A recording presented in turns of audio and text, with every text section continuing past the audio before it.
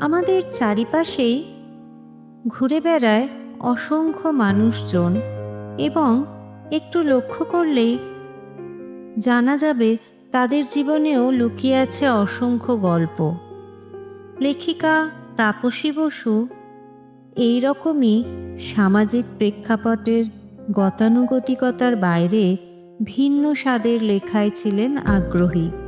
তার গল্পে আমরা বারবারই দেখেছি মানব হৃদয়ের বিভিন্ন জটিলতার স্পর্শ।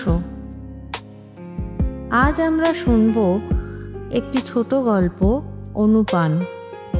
গল্পটির কেন্দ্রীয় চরিত্রে রয়েছেন নির্মলা দেবী। নির্মলা দেবীর জীবনের এমনই একটি গোপন অধ্যায়ের সন্ধান পাব আজকের গল্পে, যার নাম অনুপান।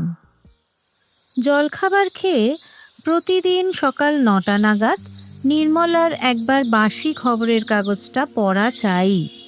এ যেন রুটিন বাঁধা তার কাজ। সেই সময় হাতের কাছে কাগজ যদি পান, আর পেলেও যদি অবিন্যস্ত অবস্থায় পান, ভীষণ চটে যান নির্মলা।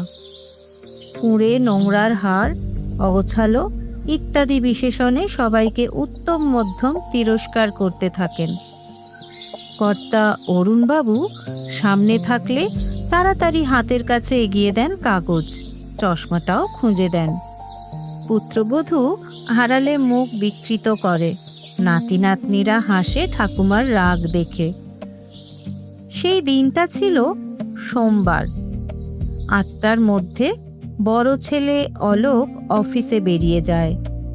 নাতনি সোনালি আর জয় নার্সারি স্কুলের জন্য তৈরি হতে থাকে। বৌমা সর্বাণীর তখন দৌড়ে বেড়ানো ছাড়া আর গতি থাকে না। 7:30টার পর নিউজ গম গম করে ঘোষণা করে দুনিয়ার খবর, নিত্যদিনের খবর। সেদিনও আরম্ভ হয়েছিল সকালটা ঠিক এমনই করে। সেই সন্ধিক্ষণে হঠাৎ নির্মলার মুখ দিয়ে খুব জোরেই একটা শব্দ পেরিয়ে এলো, কাগজ পড়তে পড়তে। তারপরেই সব চুপ, স্তব্ধ। স্বামী অরুণ জানলার ওপর ছোট আয়নাটা তুলে মুখে সকালের রোদ মেখে দাড়ি কামাতে বসেছিলেন। ব্রাশের গায়ে ফেনা তুলে কোঁচকানো গালে সযত্নে সাবানটা লাগাতে যাবেন, এমন সময় সচকিত হয়ে উঠলেন। পর্দার ফাঁক গলে দেখলেন নির্মলা বারান্দার চেয়ারে মুখটা ডান হাত দিয়ে ঢেকে বসে আছেন। কাগজটা লুটিয়ে পড়েছে মেঝেতে। উঠে এলেন তাড়াতাড়ি অরুণ। কি ব্যাপার? শরীর খারাপ নাকি? আত্মহত্যা, বধূহত্যা এরকম কিছু খবর দেখলে নাকি? কি হলো? বৌমা সর্বাণীরও কান এড়ায়নি শাশুড়ির গলার অস্বাভাবিক আওয়াজটা। গ্যাসে ছেলে মেয়ে টিফিন তৈরি করতে করতে ছুটে এসেছে। সেও বলল, কি হলো মা, আপনার শরীর খারাপ করছে নাকি? সকলেই তার জন্য উদ্বিগ্ন। অরুণবাবু স্ত্রীর গায়ে মৃদু নাড়া দিলেন, কিন্তু কোনো উত্তর নেই। অনেক ডাকাডাকির পর কোনো রকমে চোখ তুলে স্বামীর দিকে তাকালেন। বিষণ্ণ মুখখানা করুণ কালো। বোবা দৃষ্টিতে মাথা নাড়লেন শুধু। ঠিক বোঝা গেল না কি বললেন। ইশারায় জানালেন তাকে শোবার ঘরে নিয়ে যাবার জন্য। ধরাধরি করে তার শ্লথ ভারী দেহখানি প্রায় টানতে টানতে এনে বিছানায় ফেললেন স্বামী ও পুত্রবধূ। চোখ বুজে রইলেন নির্মলা। চোখে মুখে সর্বাণী জলের ঝাপটা দিতে দিতে বলল, বাবা, ডক্টর গুহকে একবার কল দিন। মার বোধহয় প্রেশারটা বেড়েছে, কিরম যেন ছটফট করছেন। আমার ঠিক ভালো লাগছে না বাবা, আপনি তাড়াতাড়ি ডাক্তারবাবুকে কল দিন। কি হয়েছে মা, কষ্ট হচ্ছে? কি হয়েছে, আপনার বুকে কষ্ট হচ্ছে? ঘাড় নাড়লেন নির্মলা। হ্যাঁ বা না কি যে বললেন বোঝা গেল না। আবার চোখ মুজলেন। ডাক্তার এলেন, পরীক্ষা করলেন। প্রেশারটা দেখে বললেন, প্রেশারটা বেশ অনেকটাই বেড়েছে। এখন একেবারে বেড রেস্ট, ওষুধগুলো ঠিক মতো খেতে হবে। ডাক্তারবাবু চলে গেলেন এবং বলে গেলেন তেমন কোনো ভয় নেই, প্রেশারটা মাঝে মাঝেই ওনার একটু ওপরের দিকেই থাকে। অন্যমনস্ক অরুণবাবু ডাক্তার চলে যাবার পর বারান্দা পেরিয়ে ঘরের দিকে এলেন। লুটিয়ে পড়া দৈনিক কাগজটা হাতে তুলে নিলেন, খুঁটিয়ে দেখার চেষ্টা করলেন। ঝুলে পড়া চশমাটা নাকের ওপর ঠেলে দিয়ে কাগজের এপিট ওপিট কিছু যেন খুঁজতে লাগলেন। কাগজের ওপর হঠাৎ স্থির হয়ে গেল দৃষ্টি। কিছুক্ষণ পরে কাগজটা ভাঁজ করে সযত্নে তুলে রাখলেন। নির্মলা তখনও চোখ বুজে, স্থবির দেহটা তার পড়ে রয়েছে খাটে। পায়ের কাছে ভাঁজ করা বেড কভারটা ধীরে ধীরে তুলে দিলেন স্ত্রীর শরীরে। ধীর পায়ে বেরিয়ে এসে দাঁড়ালেন বাইরে। বারান্দার ইজি চেয়ারের হাতলে পা তুলে অন্যমনস্ক অরুণবাবু নিজেকে ছেড়ে দিলেন বেতের কোলের মধ্যে। সবুজ ডিস্টেম্পার করা দেয়ালের ওপর চোখ স্থির হয়ে গেল তার। নকশা করা গ্রিলের ছায়া পড়েছে দেয়ালের গায়ে। ধুলো ঝেড়ে একটা একটা করে স্মৃতির পাতা উল্টাতে উল্টাতে ৩৭ বছর আগেকার জীবনে চলে গেলেন। আজ এতগুলো বছর তারা স্বামী স্ত্রী, সুখ দুঃখের সঙ্গী, একে অপরের অভিন্ন হৃদয় বন্ধু। কত স্বাদ, কত সংগ্রাম করে গড়ে তুলেছেন তাদের মনের মতো এই সংসারটি। ছেলে বউ, মেয়ে জামাই, নাতি নাতনিতে ভরন্ত সংসার। তারই কাপড়ের আর ট্রাকের ব্যবসার পেছনে অক্লান্ত প্রেরণা প্রচেষ্টা চালিয়ে তাকে প্রতিষ্ঠিত করেছেন এই নির্মলা। ছেলে মেয়েদের দিকে তীক্ষ্ণ লক্ষ্য রেখে তাদের সাফল্যের দিকে এগিয়ে নিয়ে গেছেন এই নির্মলা।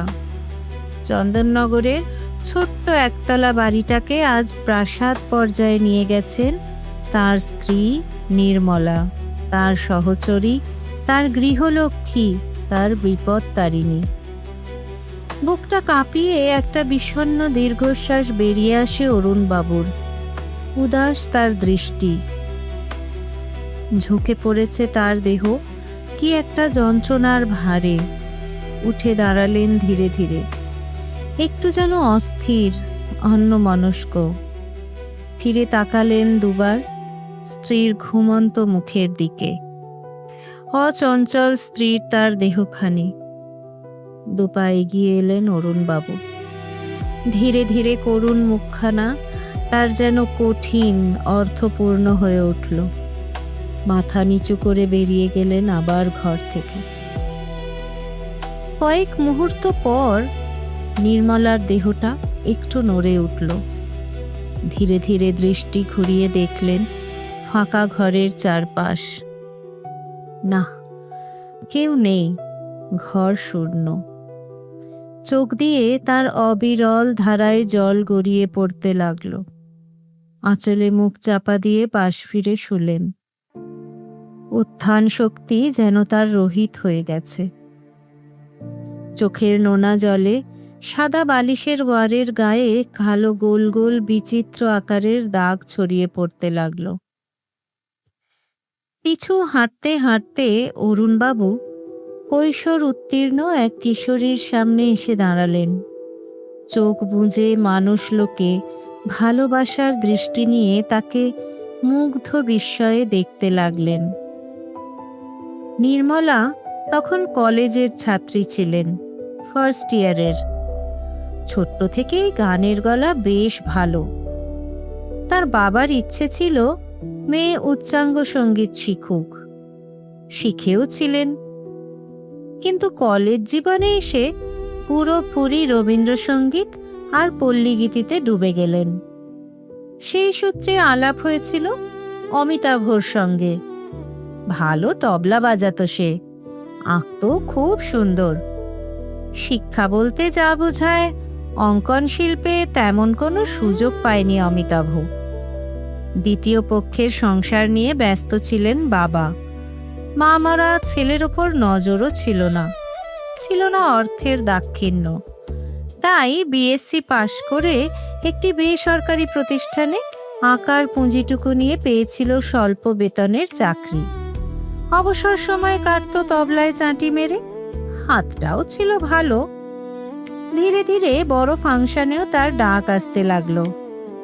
আলাপ ও প্রলাপের অধ্যায় পেরিয়ে গিয়ে নির্মলা আর অমিতাভ স্বীকৃতি জানাতে চাইল তাদের প্রথম প্রণয়কে। মুকুলিত হতে চাইল দুই হৃদয়ের সার্থক ভালোবাসার বন্ধনে। মা বাবার ঘোরতর আপত্তি, একথা জানত নির্মলা।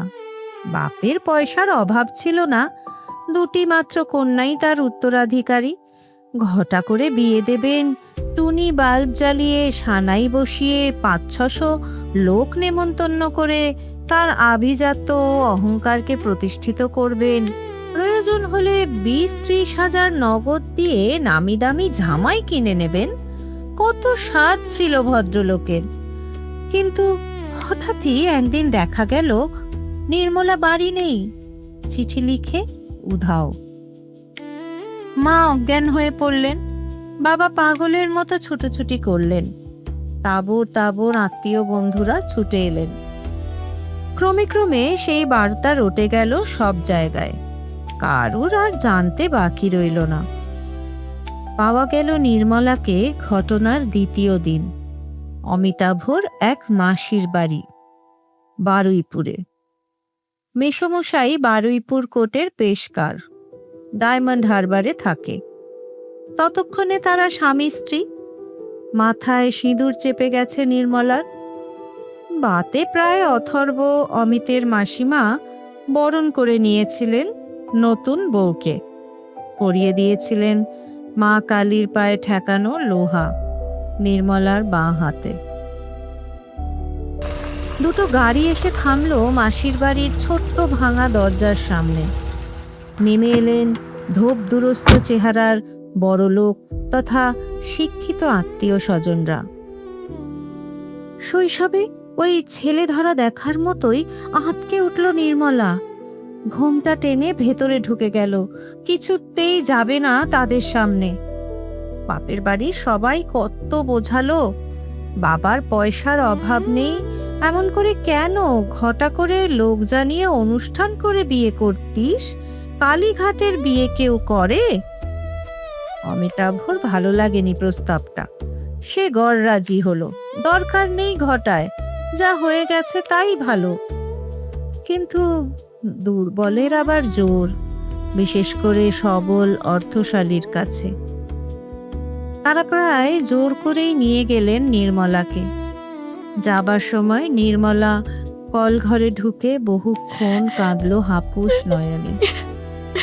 বেরিয়ে যখন এলো, ফর্সা মুখটা তার লালচে হয়ে উঠেছে। অপরাধীর মতো মাথা নিচু করে রইল অমিতাভ। মাসিমাকে প্রণাম করতেই বুকে জড়িয়ে ধরলেন তিনি।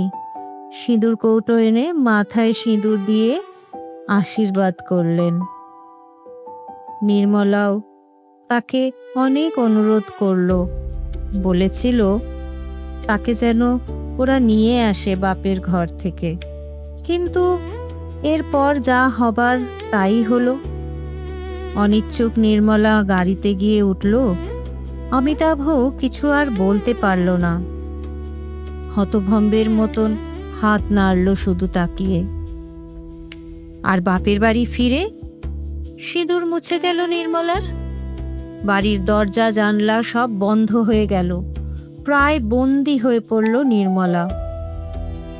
জোর করে তার মেয়েকে বের করে নিয়ে গিয়ে বিয়ে করেছে অমিতাভ, এই অভিযোগ এনে থানায় রিপোর্ট করলেন নির্মলার বাবা। তারপর নানা কৌশলে নানা অভিযোগে কোর্টে কেস তুলে ৩ বছর পর মেয়ের ডিভোর্স সাঙ্গ করলেন। নির্মলাও কোর্টে গিয়ে স্বীকার করতে বাধ্য হলো সব দোষ অমিতাভর। এরপরেই অমিতাভর বিদায়ের সঙ্গে সঙ্গে নির্মলার জীবনে উদয় হলেন অরুণবাবু। সবকিছু শুনেই তিনি বিয়ে করেছিলেন। নির্মলাদের অপরিচিত তিনি ছিলেন না। বিশ্ব সংসারে তার আপনার বলতে তেমন কেউ ছিল না। মা বাবা দুজনেই গত হয়েছিলেন ছেলেবেলায়। কাকির কাছে মানুষ হয়েছিলেন একটি ভাড়া বাড়িতে। সেখানেই প্রতিষ্ঠিত হন প্রথম জীবনে। তারপর চলে আসেন কলকাতায় এবং সেখানেই নতুন করে পরিচিত হন নির্মলাদের সঙ্গে। বিয়েও হয়। অনেকে বলেন পয়সার লোভে, কেউ বা বলেন উদার প্রেমিক, কেউ বা বলে অপদার্থ পাগল, কেউ আবার বলে হয়তো বা অরুণবাবুর লুকোনো কোনো সংসার আছে। কিন্তু এত সমস্ত কথার ঊর্ধ্বে উঠে যেদিন নির্মলা চন্দন এবং ফুলের সাজে সেজে উঠল, সেদিন বাবা তার মেয়েকে ঢেলে সাজিয়ে দিলেন এবং নির্মলাও ভুলে গেল তার অতীত। অন্তত ভুলতে হলো। ভালোবাসলো অরুণকে, তার স্বামী। দেখতে দেখতে পূর্ণ হলো সংসার কানায় কানায়। মনের গোপন ক্ষতে চুঁয়ে চুঁয়ে যে এত রক্ত জমা হয়েছিল নির্মলা হয়তো জানতেন না, বা জানলেও মানতে পারেননি। ব্যস্ত জীবন তাকে সব ভুলিয়ে রেখেছিল। আজ যেন প্রলয় এসে তাকে ভীষণভাবে নাড়া দিয়ে চলে গেল, ওলটপালট করে দিল জীবনের সব হিসেব নিকেশ। প্রায় 7-8 দিন উঠতে পারলেন না নির্মলা। অবশেষে একটু সুস্থ হতে তিনি স্বামীকে অনুরোধ করলেন কালীঘাটে নিয়ে যাবার জন্য। অরুণবাবু নিয়ে গেলেন নির্মলাকে। সেখানে নির্মলা গঙ্গায় ডুব দিয়ে স্নান সেরে পুজো দিয়ে যখন বেরোলেন, তখন চোখ দুটি তার জলের ভারে সিক্ত। ভালো করে স্বামীর দিকে তাকাতেও পারছিলেন না। কোনো ক্রমে বাড়ি ফিরে আসার পর তাকে বিছানায় বসিয়ে অরুণবাবু কিছু খাবার অনুরোধ করলেন। খানিকটা বিরক্ত হয়ে অল্প কিছু খেয়ে শয্যা নিলেন নির্মলা। এভাবেই চলছিল। দিনে দিনে শারীরিক অবনতি হতে থাকলো নির্মলার। একদিন সকালে অরুণবাবু যখন বাথরুমের পর্ব সেরে চায়ের কাপ নিয়ে বসেছেন, সেই সময় পুত্রবধূ সর্বাণী জিজ্ঞাসা করে, বাবা, মাকে কি ঘুমের ওষুধ দিয়েছেন? আজ এখনো যে ঘুমোচ্ছেন। আজ বোধ করি তোমাদের মায়ের শরীরটা একটু ভালো আছে, তাই হয়তো একটু বেশিক্ষণ ঘুমাচ্ছেন। এমন সময় নাতি নাতনি দুটিও স্কুলে যাবার আগে ঠাকুমার ঘরে গিয়ে দৌড়ে এসে মাকে জানালো যে অনেক ডাকা সত্ত্বেও ঠাকুমা নাকি উঠছে না। সেই শুনে ভুরু কুঁচকে ওঠে সর্বাণীর। ছুটে আসেন অরুণবাবুও। ছেলে সেই মাত্র অফিস বেরিয়েছে, রবীন্দ্রসঙ্গীত হচ্ছে রেডিওতে। সবাই মিলে তারা খাটের কাছে এসে থমকে দাঁড়ালেন নির্মলার অনর ঘাড় কাত করা দেহটার দিকে তাকিয়ে। না না না, এ কি করে সম্ভব? আমি তো সারা রাত ওর পাশেই ঘুমিয়ে কাটালাম, একটুও বুঝতে পারলাম না। বৌমা, ডাক্তারকে একবার কল দাও তো মা। যথারীতি ডাক্তার এলেন। পরীক্ষা করে বললেন শেষ রাত্রেই স্ট্রোক হয়ে মারা গেছেন নির্মলা। ডেথ সার্টিফিকেট লিখে চলে গেলেন ডাক্তার গুহ। এতক্ষণে সর্বাণী ডুকরে উঠল। বাবা, মা তাহলে সত্যি চলে গেলে? আমরা কেউ কিছু বুঝতেই পারলাম না, এইভাবে চলে গেলে।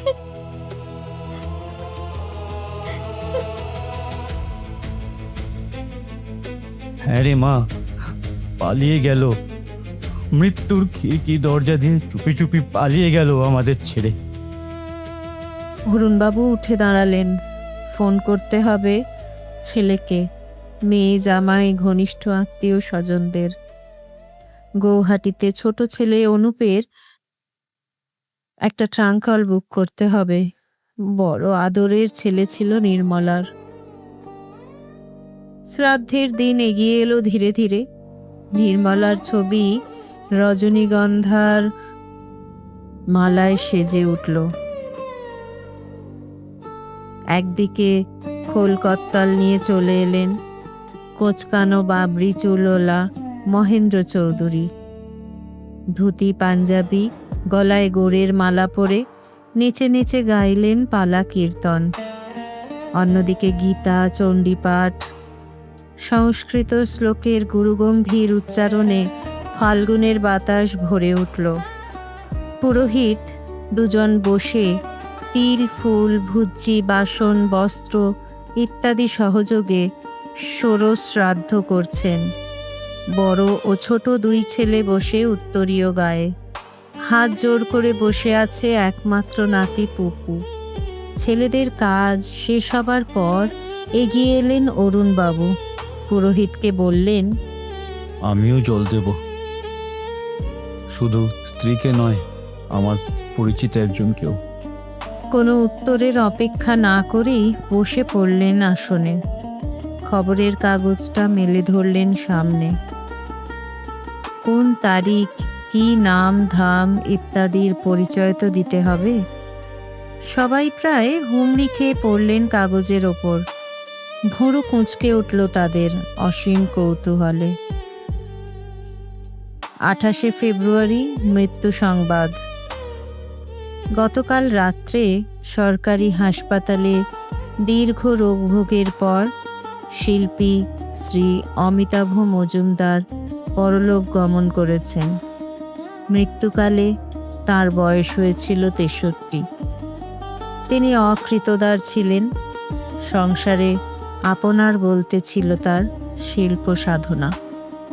সন্ন্যাসী প্রবর শিল্পীর চিরশান্তি কামনা করি। হতভাগ্য ছাত্রবৃন্দ। কোষাকুষি ভর্তি জল হাতে নিয়ে পুরোহিতের সঙ্গে সঙ্গে অরুণবাবু তখন মন্ত্র উচ্চারণ করে চলেছেন। হতবাক পরিজন। মন্ত্রমুগ্ধের মতো সবাই যেন চুপ হয়ে গেছে। শান্ত হয়ে পড়েছে অনুষ্ঠান মুখর বাড়ি। আরও অবাক হলেন তাঁরা যখন দেখলেন মুদ্রিত চোখ দুটি অরুণবাবুর জলের ভারে কাঁপছে। এখনই যেন গড়িয়ে পড়বে তার ধারা গাল বেয়ে। শক্ত সোজা দেহটি তার উত্তরীয় গায়ে যেন যোগাসনে বসেছে মনে হলো। মানুষের মনের কতটাই বা আমরা দেখতে পাই, আর কতটারই বা খবর আমরা জানতে পারি। কথায় আছে, নারীর মন দেবতারাই বোঝে না, তো মনুষ্য জাতি কি বুঝবে। কিন্তু লেখিকা তাপসী বসু এমন সুন্দর কলমে এক নারীর গোপন ব্যথার গল্প তুলে ধরেছিলেন আজকের গল্প অনুপানে, যা আশা করি আপনাদের সকলের হৃদয়কে স্পর্শ করে। আমাদের গল্প যদি আপনাদের ভালো লেগে থাকে তাহলে গল্পে একটি লাইক দিয়ে শেয়ার করে দেবেন প্লিজ। আর এতক্ষণ ধরে ধৈর্য ধরে আমাদের গল্প শোনার জন্য আপনাদের সকলকে জানাই টিম গল্প যখন তখনের পক্ষ থেকে অসংখ্য ধন্যবাদ। সঙ্গে থাকুন, শুনতে থাকুন আরও নতুন নতুন গল্প আমাদের ইউটিউব চ্যানেল গল্প যখন তখনে।